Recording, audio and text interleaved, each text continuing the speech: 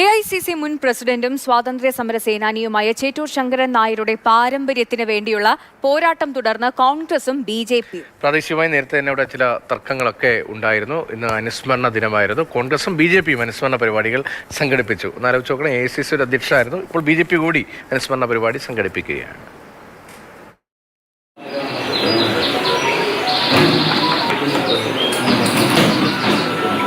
AICC അധ്യക്ഷ സ്ഥാനം അലങ്കരിച്ച ഏക മലയാളിയായ ചേറ്റൂർ ശങ്കരൻ നായരുടെ പാരമ്പര്യം കൈവിട്ടു പോകാതിരിക്കാൻ കോൺഗ്രസും പിടിച്ചെടുക്കാൻ BJPയും ശ്രമങ്ങൾ തുടരുകയാണ്.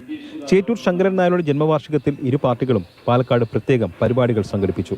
DCC ഓഫീസിൽ നടന്ന അനുസ്മരണം പാലക്കാട് MP VK ശ്രീകണ്ഠൻ ഉദ്ഘാടനം ചെയ്തു.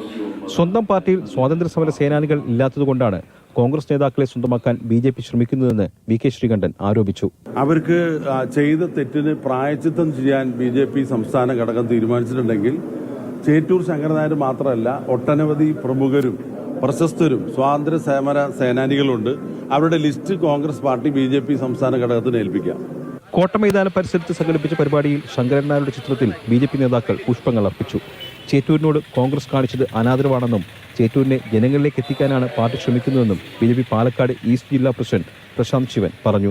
കോൺഗ്രസുകാർ അവഗണിച്ചുവിട്ട ഇതുപോലുള്ള ചരിത്ര നായകന്മാരുടെ ചരിത്രങ്ങൾ ഞങ്ങൾ ജനങ്ങൾക്ക് മുന്നിൽ കൊണ്ടുവരിക തന്നെ ചെയ്യും. മാതൃഭൂമി ന്യൂസ്, പാലക്കാട്.